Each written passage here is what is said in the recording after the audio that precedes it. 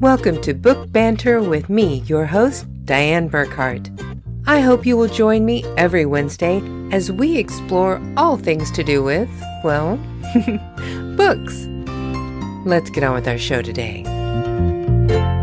Hello, my happy people. Today is April 9th, 2025, and have we got another fantastic author for you today. If you enjoy cozy mysteries and you are a fan of dogs, this is going to be a series that you are definitely going to want to get into.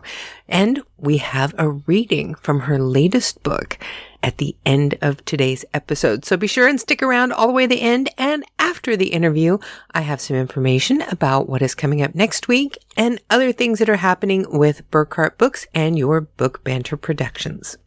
So let's not waste any more time. Let's get right to today's interview. Please welcome to Book Banter with Dianne Burkhart, C.B. Wilson. As I always do, I like to start out my shows by just having our guest tell everyone who she is and what she does. I am C.B. Wilson, the author of the Barkview Mysteries series. These are cozy animal mysteries that take place in a quaint coastal California town. And what it is the dog-friendliest city in America, self-proclaimed, of course. And it follows Cat, who is actually, her name is Catalina, but she goes by Cat. She is the lone cat person in a town filled with over-the-top dog people. This is her journey to see if there is a right dog for her. So it's filled with a town of fun, quirky people. These are lighthearted, humorous mysteries that touch on a little bit of California history. So one book will touch on the aviation history in the 1920s. Another will focus on World War II, and just some fun facts about the place itself on the coast. Well, and I love just all the little tongue-in-cheek kind of humor. I mean, besides just the cute titles that you have for these, like the Cavaliered to Death, Doodled to Death, and Corgied to Death. I mean, those, whenever I started seeing these, that just made me laugh. It was so cute. But things like having a person named Cat being the head of all of this dog information. There's just so many cute little humorous bits in here that it makes it fun to read. Well, I'm glad you said that, because that was the goal. The goal was to make everybody smile. I mean, these books are really a Hallmark movie meets Agatha Christie. And if you're not laughing, I didn't do my job. Well, and sometimes that's what you need in a book. I mean, I read a lot of nonfiction. I read a lot of psychology, a lot of crime stuff, and I read a lot of thrillers, but you don't always want that. You don't always want that heavy, edge of your seat kind of thing. Sometimes you just want something that you can go sit out on your balcony, have some sun, and have something that makes you giggle. I'm glad you said that too, because I agree. I can't read a thriller at night. I can't sleep. See, and I think that's so great. A lot of people don't like to read more than one book at a time, but I do. I like to read something that's hard and heavy, and then something that's light. And these are a great juxtaposition for those heavier titles. And they tell a story too. One of the pieces of the book about why I actually wrote them, my call to action was my mom. She is basically a couch potato, gets mad when she has to get up and get water kind of thing. And she ended up adopting a Jack Russell Terrier. Oh, heavens. Oh, Diane, it was not a particularly good fit, needless to say. They're so energetic.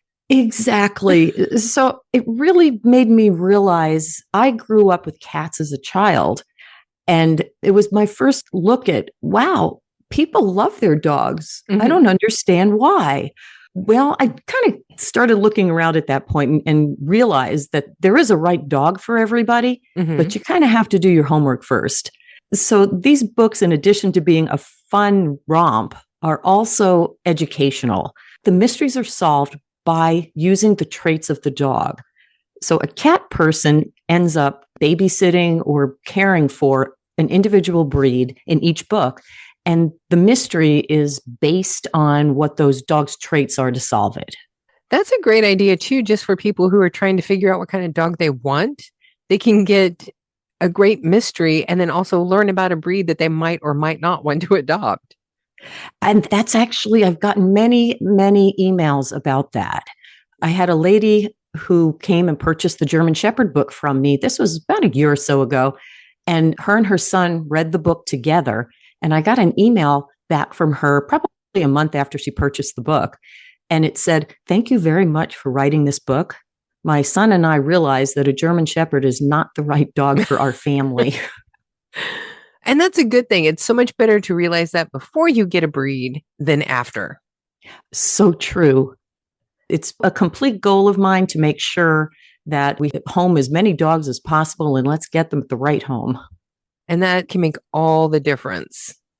Well, your dog is your soulmate, I think, and it would be helpful if you get along well. Yeah. Well, it's like we got very lucky. We have a rescue dog from Russia. He was living on the streets of Moscow. And there is a volunteer group here in Germany that brings these street dogs from Russia to Germany to find them homes. And we are so thankful that we got the rescue dog that we did, because he has so many developmental problems. He has so much fear. He has so many health issues that luckily my husband and I are both lifetime dog owners. We've both trained dogs. We're both used to big dogs, little dogs, every kind of dog. And so we are the right people for this dog to have come to. It works out that way sometimes, and it's a beautiful thing when it does. Yeah. Like, is this poor dog, he's allergic to everything. He's allergic to like beef and pork and grass and amaranth and so much stuff. We have to read all the dog labels so carefully. And he now has a heart condition, so he has medication for that. And he has terrible fear out on the street and will actually have a massive panic attack and try to escape under certain conditions. Wow. But we're used to that. We know how to deal with that. We know how to calm him down. So if he had gone to somebody who is not particularly good with dogs or not experienced with dogs, it would have been a bad situation for both of them. And that's what we're trying to avoid. And I think the way that you set up your books is going to be so helpful for people for that. You know, it's something that I've pitched to several humane societies to put into their stores. Oh, yeah. We're going to try and see how it works out. But I'm partial to doing humane society events. I just did one in San Diego last weekend, I believe it was. And it was a wonderful success. It was just so much fun to have the canine ambassadors on site. It was a book signing as well, of course. So we had authors and it was a lot of fun. And also just doing events. We raised quite a bit of money for the San Diego Humane Society. So we were quite happy about that as well. Well, you know, and it's such a good project because no matter what does come in from that, even if it's just a little bit, every little bit helps. So true. And the hearts of people are just, I was very much impressed when we were asking for donations for silent auction items for the event, how heartfelt it was. I mean, it really was. Everyone was so excited about participating. So whenever you look at those little faces, it's really hard not to want to do things for them because it's like being around toddlers. They're all at such a loving stage that they stay at. They always love you. They always want to be there. They always want to please you. They always want to be near you. It's like last night, my husband was calling to me. It's like, can you come here and help me? I'm like, nope, the dog's laying on my lap. I can't get up.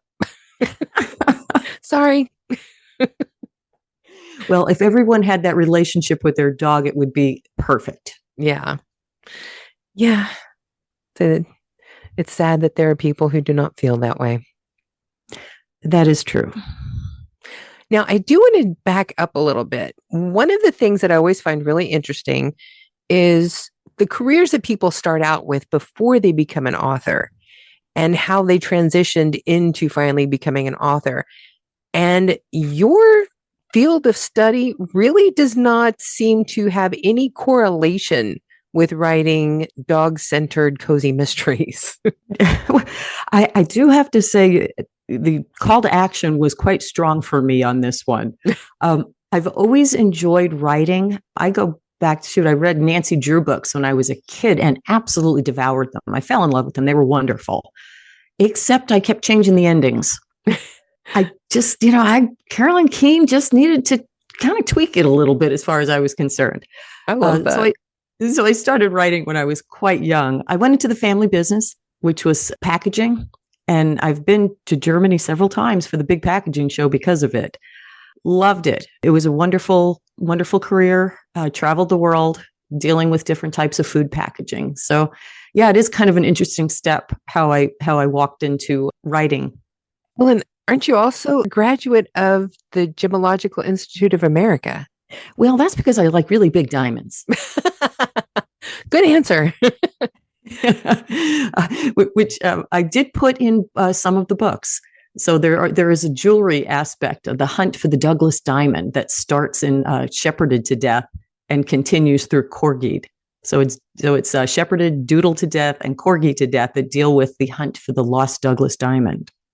I love that, though. I love that you carry that over into another book. Well, it was kind of a big story trying to find this thing that was lost in 1920. It's a match to the Shepherd diamond, which is where Shepherded to Death came from, which is in the Smithsonian. Ooh. So if you look up the Shepherd diamond in the Smithsonian, you'll get a kind of a feel for what the Douglas diamond is. That's interesting. Do you have like links to that with some of your book information so that people can visualize? Oh, absolutely. Nice.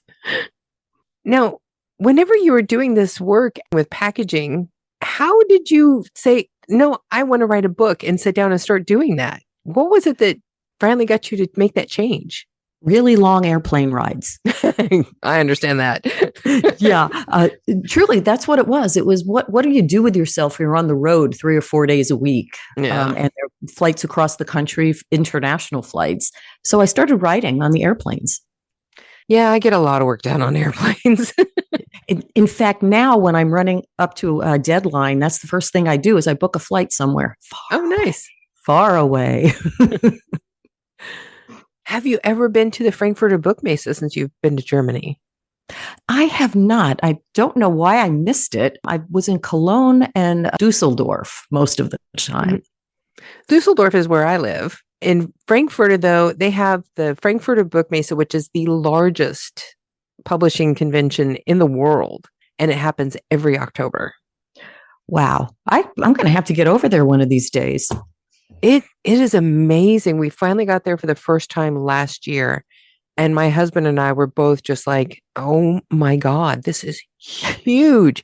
I mean, we knew it was big. We had that information in our head, how many vendors were there and everything. But you cannot actually visualize the expanse of this thing. We were there for just Friday and Saturday, and we only got through, I think, 2 or 3 floors in one building in that time. Wow. So you end up, how do you carry all the books? We were there as interviewers for Book Banter magazine. So we were just running around doing interviews with people. But you see people in there with carts and little hand trucks, and there are tiny booths, for individual authors. And there are huge booths for the big publishing houses. Mm-hmm. And it's incredible. It's amazing. Almost every author that I talk to, I always tell them, you need to make it there once, at least once in your life, because you can find agents, you can sell rights to your books internationally for translation, for movies, for TV, for streaming. I mean, there's every opportunity for anything to do with publishing in this one spot, and it can go anywhere in the world. And you talked me into it. It's incredible. It sounds like an adventure. Oh, it is. It was so much fun. And there's so much around Frankfurt too. We found a fantastic Thai restaurant. We found there's a Chipotle's there. We were just having so much fun running around, finding all of the restaurants and the little coffee shops. I mean, everything there around this is amazing. Well, it's. I'm going to put it on my list of places to go to because it sounds like a lot of fun. And you could probably get a book written on the flight back and forth. That's the scary thought. What was your first book that you did publish? The first published book was Cavaliered to Death. And was that the first one that you had written? No, I wrote a romance many years ago. I was a Golden Heart finalist, and boy, there was a cute story called The Lemon Drop Lover.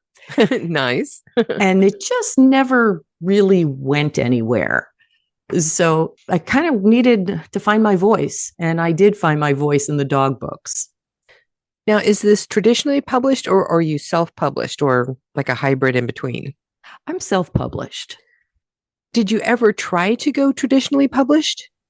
I did. And that was when I was trying to sell the Lemon Drop Lover. Mm-hmm. And I have to tell you, the experience was not something that I wanted to repeat. Yeah. So when Amazon came along and gave us the opportunity to self-publish where I could control my destiny, I was much happier with that choice.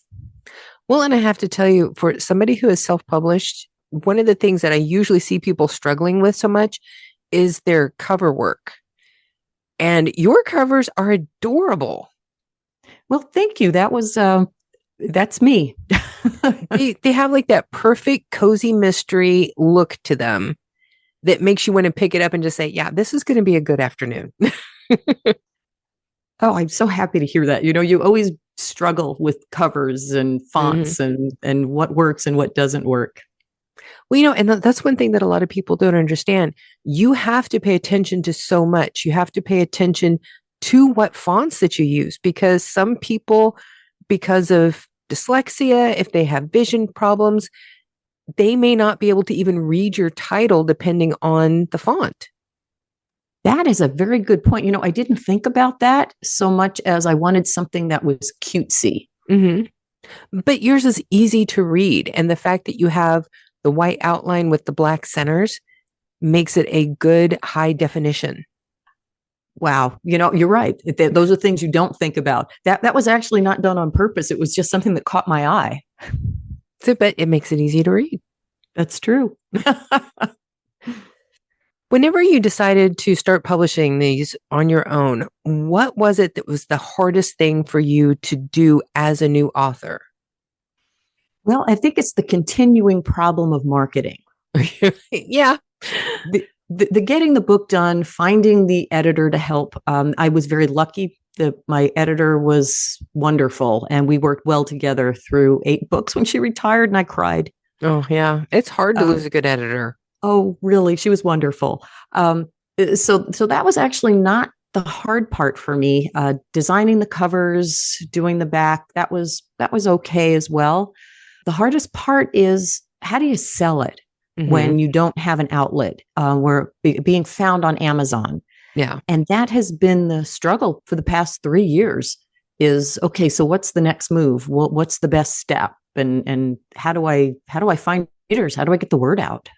And I don't know if you fit into this too, but most of the self-published authors that I speak to do not have a large marketing budget. They can't afford to just keep promoting and boosting every one of their ads on social media or take out an ad in a publishing magazine.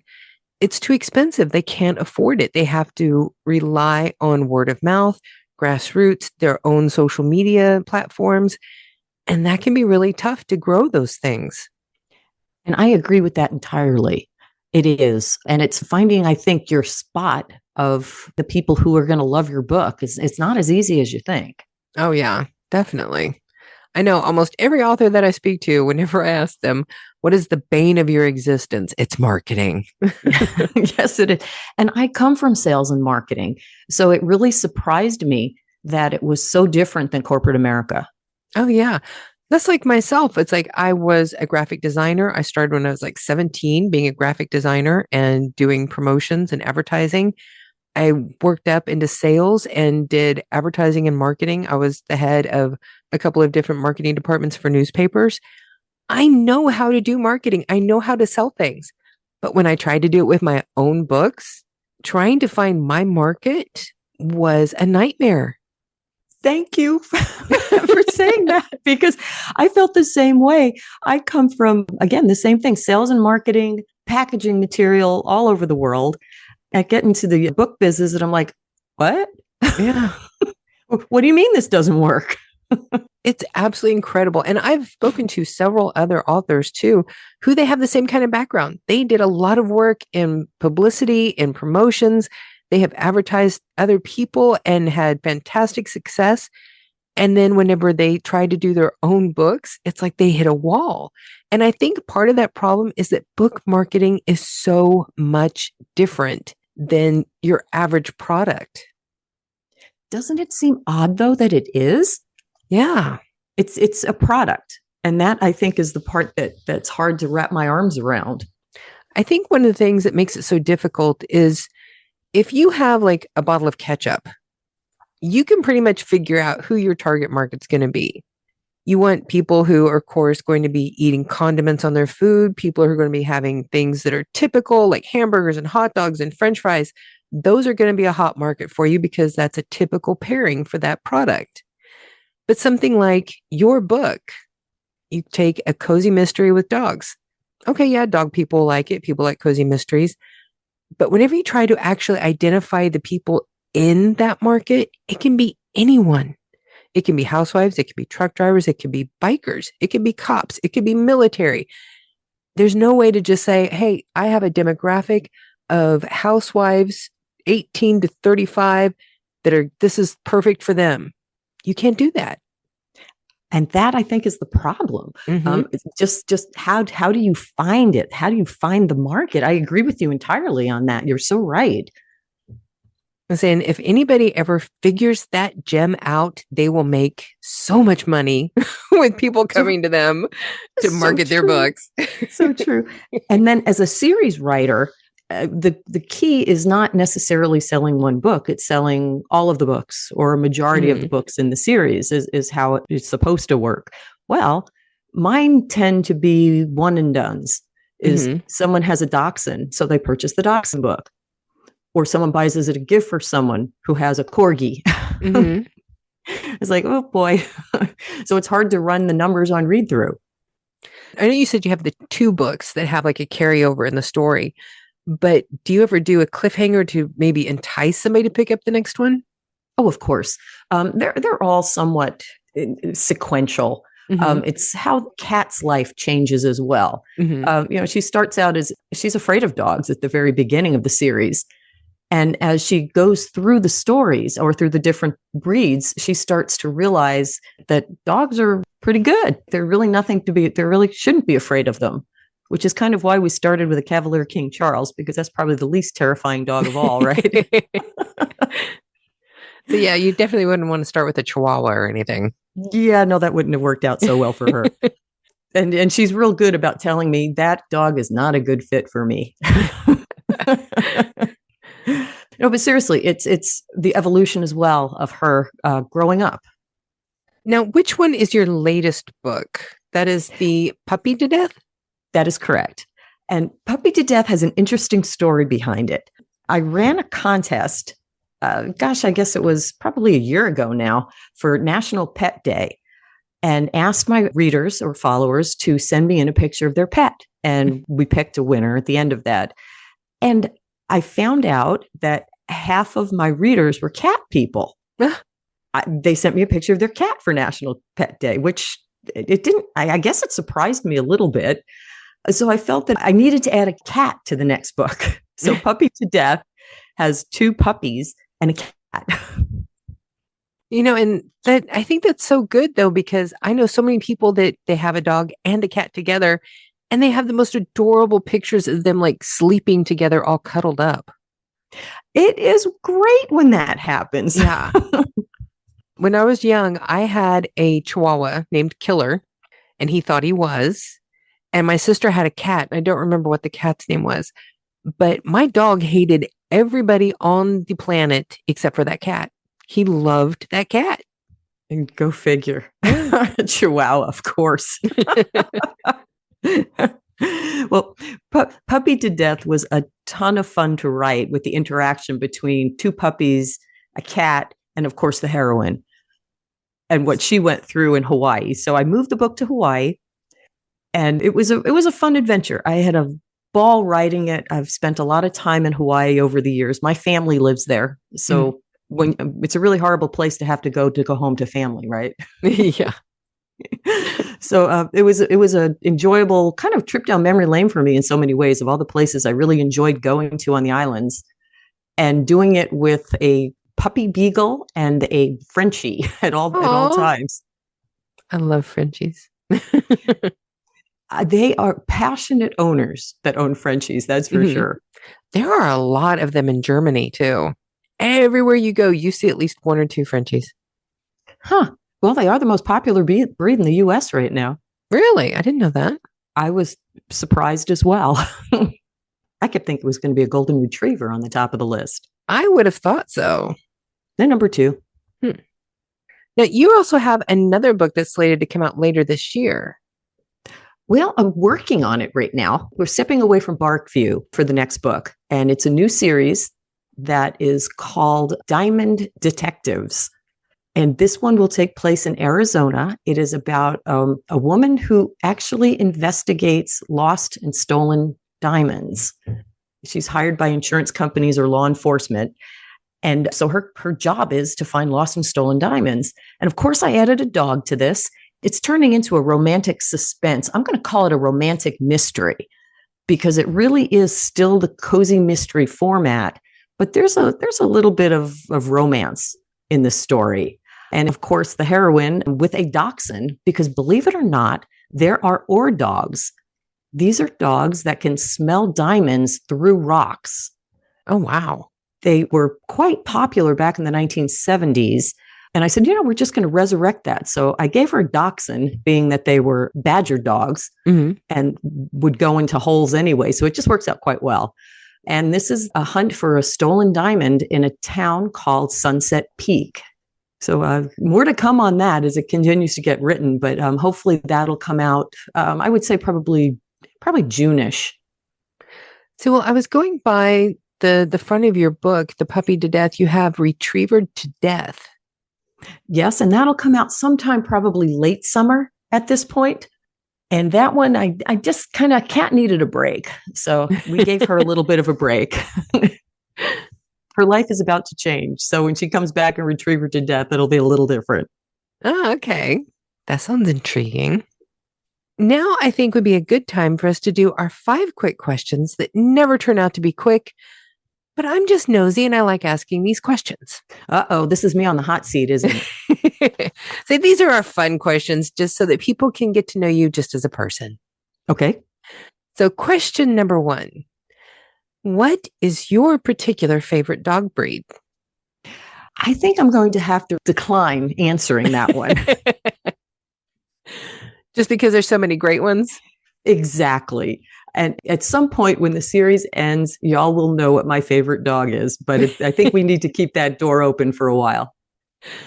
So I know for me, it's usually whatever dog breed I have at the moment. So you're ever changing then. Yeah. So question 2. I know you are an avid pickleball player. Can you please explain this game to me? Because I have heard of it. I have never seen it. And there's nobody around here who can explain that to me. Oh, Dianne, it is so much fun. It's like tennis meets table tennis. So it's played on a short court. You get 2 pickleball courts on every single tennis court. Okay. So it's a lot smaller court and it's a lot faster. So think a ping pong paddle. Okay. And you come up to a fault line. So there's a kitchen line, which is by the net, and you end up playing mostly a short game. So it's either a little dink shots over the net, so little short shots over the net, or fast bang, bang, bang, bang, back and forth. Well, if it's a combination between tennis and ping pong, I'm out because I am horrible at both of those. It's really, you really need to have quick hand-eye coordination. Yeah, I do not. I do not.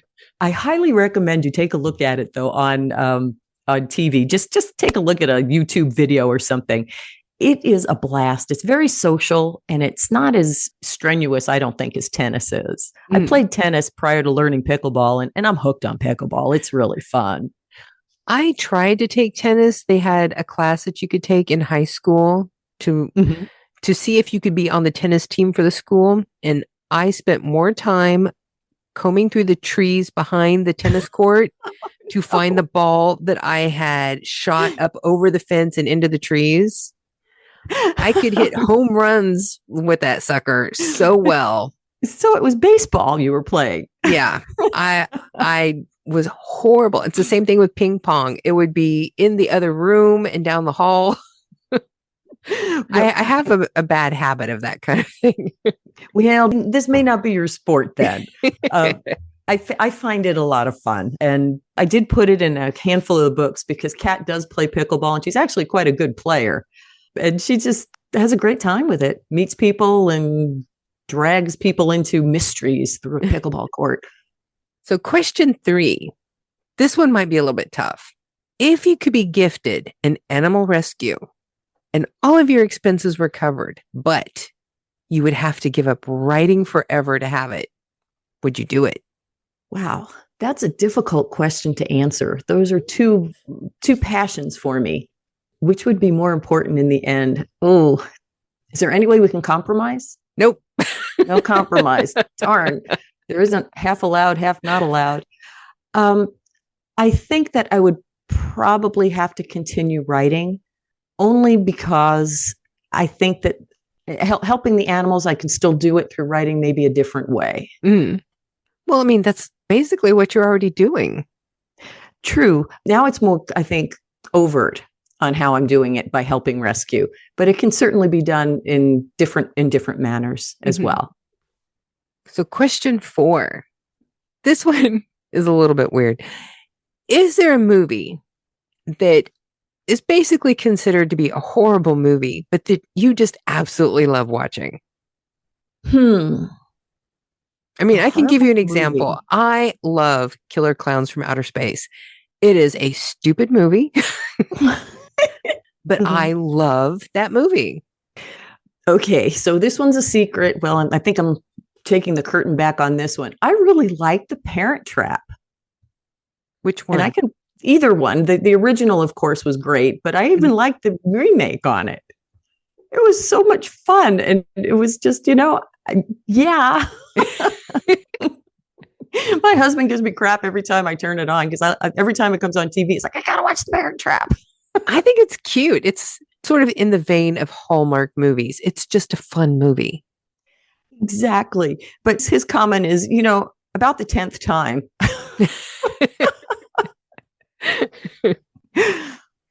So question 5, this is one I've been asking everybody this season. If somebody ever asks you for a book recommendation, who is the first author you're likely to go to? Agatha Christie. Good choice. I just, it's so classic, and I just love the whodunit in it. And I hope at some point I can incorporate some of the terrific things that she did into my writing. When you were young, did you ever read Encyclopedia Brown? Yes, I did. That was like my first mysteries I ever got into. And I always blame that book series for getting into like Sherlock Holmes and everything else that I read after that. I loved that. It was wonderful. And again, it just took the curiosity. I think what mysteries do for me is it really awakens my curiosity to find answers. And it doesn't stop when the book is over. When the book is over, now I'm doing some research on some of the information that I learned in the book. And I think those kinds of books for children, especially, it helps you to start developing your critical thinking skills because you're finding clues and you're trying to figure out what they mean and how it can apply to everything else that you're reading. And that is such a wonderful way to put that, Diane. It really is. And I hope to heck that that children or young adults are picking up my books and feeling the same way when they read about the aviators from the 1920s, or they read about the code breakers from World War II. I hope that they're taking the next step and saying, wow, these were really remarkable women. Look what they did 100 years ago. Now, do you ever put things in the back of your book? It's like if you want to find out more information about the code breakers that, go here. That's a really good point. And I just wrote, I think at the back of the book under acknowledgements, what I wrote was what it was, not where to go look for it. So that's a very good idea to add that as I do updates to the acknowledgements. Well, I know you have on your website some bonus material. It might be a good place to put it there. And I'll make a note of that because you're right. That's a great idea. I'm so intrigued by that. To me, it's a rabbit hole sometimes.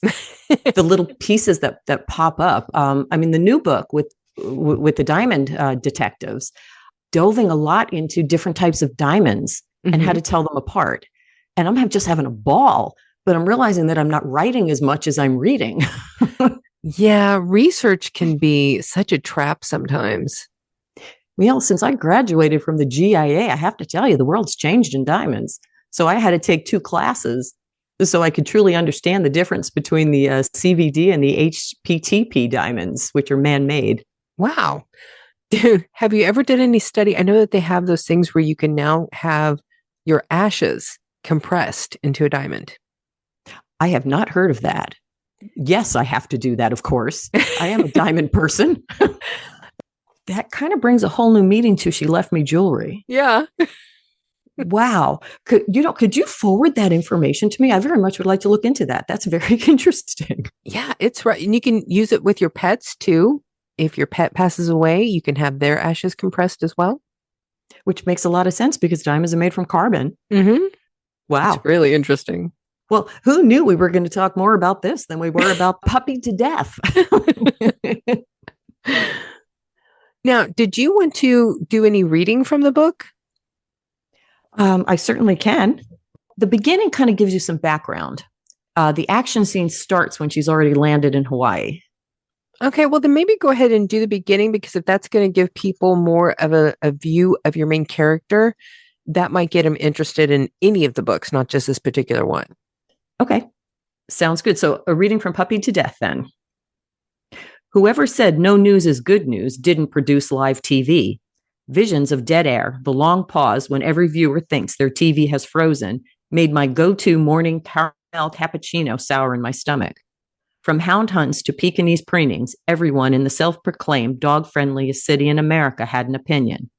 As the editor-in-chief at K-Dog, Barkview's local news and lifestyle cable television station, I decided what makes the cut. Ironic, really. You see, I'm a bona fide cat lover. My name is Cat Howell. Honestly, I don't hate dogs. After countless canine adventures, I've developed an appreciation for many of their remarkable qualities. Make no mistake, I am not a convert, no matter what the Barkview odds makers might wish to believe. I paced the length of my mahogany inlay desk, the same desk at which every K-Dog editor had proofed copy for the last 120 years. In fact, except for fresh paint and a new plasma screen mounted above the conference table, this shrine to 19th century Georgian style remained untouched. I checked my internet connection. All bars read power. How could my normally overflowing email inbox be empty? Was the world sleeping like a dog? Jennifer Moore, K-Dog's general manager and the best organizer I'd ever met, peeked into my office. Quiet day, boss? She said it like it was a good thing. I waved for her to join me. It's unnerving. Flanked by her 2 ruby Cavalier King Charles Spaniels, Cinnamon and Nutmeg, Jennifer was a perfect fit in Barkview. Today, we both dressed in slacks and French cuff blouses. While Jennifer's bouncy dark hair brushed her shoulders, I pulled my tawny mane back into a truly messy bun. Careful what you ask for. The warning in Jennifer's spaniel brown eyes resonated as she slipped into the desk chair, her tablet in hand. When was the last time you heard from your sister? I slumped in my chair. My half-sister's zest for life often wreaked havoc for the rest of the world. I haven't spoken to Lonnie since she finished finals, and I dropped her at the airport 17 days ago. Mom's insistence Lonnie spend her summer break from Barkview University on Oahu with her had surprised me. But who's counting? Jennifer smiled. Has your mother said anything about how Lonnie's pet sitting training job is going? No news. Jennifer tisked. Isn't always good news. I know Lonnie thought working at your aunt's kennel would prepare her, but dogs respond best to calmness and consistency. Well, not exactly my sister's forte. Lonnie means well, and I'm certain she adores the dogs in her care, but she's too soft-hearted. Results are expected. As one of Barkview's many multiple dog owners, Jennifer would know. Lonnie's custom da-da-da-dum tone ring saved me from a response. Hey, speak of the devil. I connected the call to the speaker. Hi, stranger. Jennifer and I were just talking about you. She's dead, Cat? Lonnie's voice cracked over the tinny cell phone. Dead? I couldn't have heard her right. Never good in emergency. I just stood there like a garden statue, frozen in time. Are you sure? Jennifer filled in the pause. Yeah, she's lying on the floor. Her heart's not beating, but she's still warm. Lonnie sucked in her breath. This can't be happening to me again. I couldn't believe it either. Who's dead? I finally managed to ask. Professor Long, the tea sommelier. Tea? You mean wine sommelier? Welcome addition to my dinner table for sure. No, tea sommelier, Lonnie insisted. She pairs Asim or Darjeeling tea with various coho salmon preparations. I must have gasped. I mean, who would intentionally serve tea with fish when a perfectly good bottle of wine was within reach? Trust me, it's a thing, Lonnie replied. Trade tea for wine? Not in my world. Jennifer, keep her talking hand signal, helped me to refocus. Mom is going to kill me, Lonnie moaned. Only after I did. Lonnie's biology professor's murder last year had sent Barkview reeling, not to mention nearly got me killed. I need answers fast. Who is Professor Long aside from being a tea specialist? Was that a faint woof? There's a dog involved? A rhetorical question. Canine seemed to dog me lately. Don't tell me the professor was a client. Yeah, Professor Oolong, down. Sorry, that's her dog. She named him after the tea. I had more than a passing knowledge of oolong tea. My Aunt Shar, Barkview's mayor and my K-Dog predecessor, had introduced me to the fruity blend known for its nutty finish while enjoying afternoon scones. He's trying to tell me something, Lonnie said. Of course he was. Another arf was half drowned out by shattering glass, and Lonnie's screech caused my blood pressure to spike. Are you at the crime scene? I guess. You need to call the police, I ordered. Oh, no, Kat, there's foam in the corner of the professor's mouth. I think she's been poisoned. Lonnie squeaked. The teapot is on the table. My fingerprints are all over it. I prepared last night's tea. This just kept getting better. Call the police, I repeated. Lonnie's association with another murder could be explained. Delaying the call would make everything worse. My sister's long exhale didn't bode well. This isn't good, is it? Patience, I reminded myself. 3,000 miles and an ocean separated us. Going off the deep end helped no one. No, it's not, I said. I mean, what else could I say? Just once, I wish my impulsive 20-year-old sister would think before she acted. I'll take pictures of the crime scene. With a job to do, Lonnie turned all business. No, you need to call the police, and then you need to call Mom. I wasn't going to do it. After years of being estranged, Mom and I had only recently started speaking again. No way I'd take the blame for this mess. Real life, dead air stretched between us, broken by a sudden barking frenzy. Oolong, quiet. What the?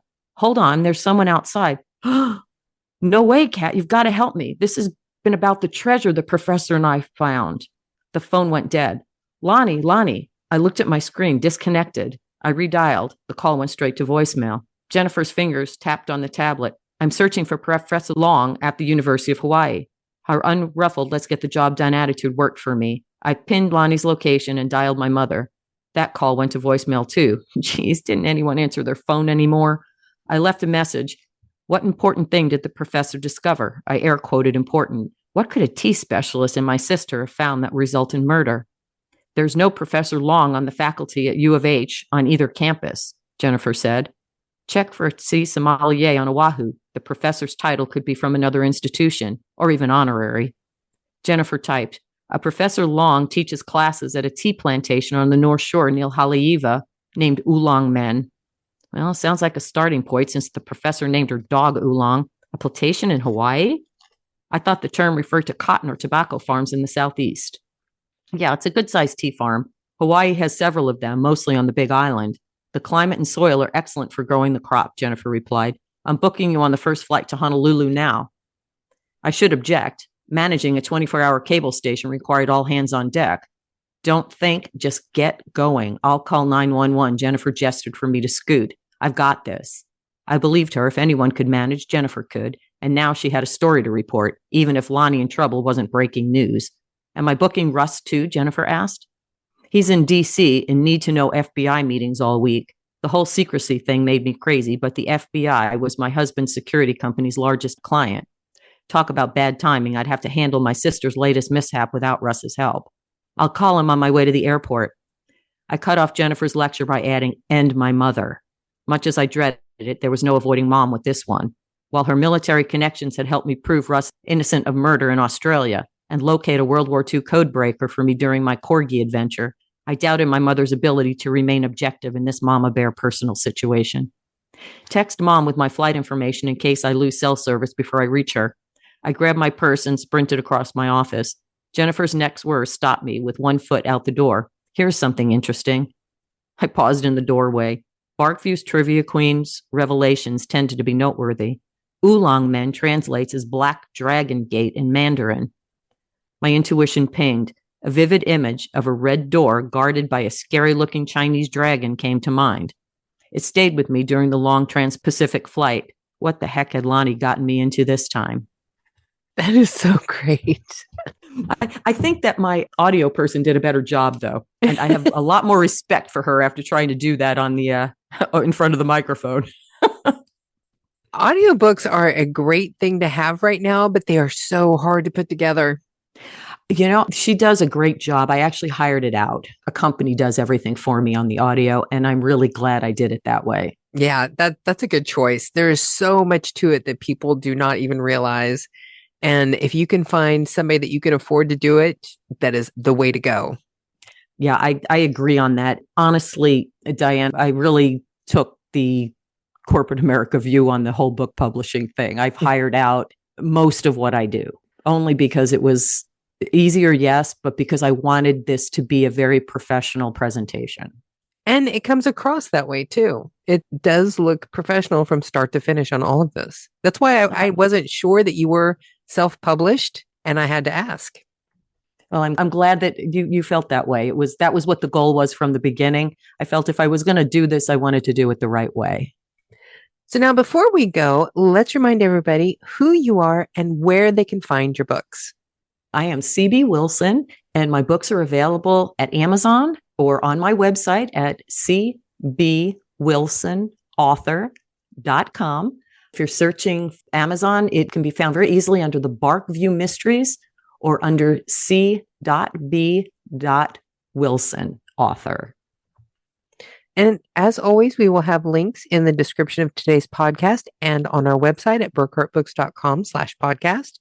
We will have links so that people can just click and go and find all of your information and go buy your books. Well, thank you so much. I really appreciate our time together. It's been fun getting to know you. I am like such a huge dog person, so this fits right in for me. I love it. And I am absolutely going to get my buns over to Germany because, boy, that sounds like a really fun event to attend. Oh, yeah. And if you like Thai food, if we meet up at the Frankfurter Book Mesa, I will show you where that really good Thai restaurant is. Thai is my absolute favorite. You would love this place then. It's fabulous. And I have to tell you, it's Kat's favorite too. Oh, nice. That works. So anybody who says that a heroine is someone you create in your mind, and no, they are definitely a little bit of you no matter where you go. Yeah, true. Thank you so much. Thank you, Dianne. Bye-bye. So there you have it, folks. My incredible interview with the wonderful CB Wilson. And of course, you're going to want to check out everything that she has coming out this year, but be sure to start out with Puppy to Death. Available on Amazon and through her website. Just check the description of today's podcast and you will find links to go find her work and her website and everything else that she has online. Now, next week, we have got David Holper, and this one is going to be a little bit outside of my norm.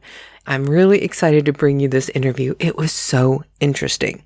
He wrote The Church of the Very Last Chance. This is described on Amazon as a satirical commentary on our materialistic global society. And it's also described as blending political satire, magic, myth, and meta-fiction. Doesn't that sound fascinating? You are going to love the discussion that we had. Now, as far as Burkhart Books and Book Banter Productions information that I have for you, I am working on the next issue of Book Banter magazine. We currently have the first one up, the first 2 issues that came out in 2023. This next issue will be another paperback that has the December issue of Book Banter magazine for 2023 and that year's year-end buying guide. And that buying guide was really special because since this was the first time I had done a buying guide, I included all of the authors from the first and second season. So everybody who had been on since the very beginning of Book Banter with Dianne Burkhart, the Book Talk podcast, every author that I had spoken to was in that year's buying guide to catch us up so that we could keep it up from that point going forward. And as soon as I get this one up online, you'll be able to find a link to purchase that at burkhartbooks.com. And be sure to follow Dianne Burkhart on Amazon.com, and that way you'll always know whenever we have another one of our back issues of Book Banter magazine ready in print. Well, I think that's enough for today, folks. I've got so much work to do trying to get all the rest of the back issues done, and I've started putting together this year's year-end book buying guide, which will feature every author I speak to in season 4. I really love bringing you all of these fantastic authors, and I hope you are finding more and more fantastic books to read, because I know I am. So you know what time it is, folks. It is time for you all to go forth and be really happy.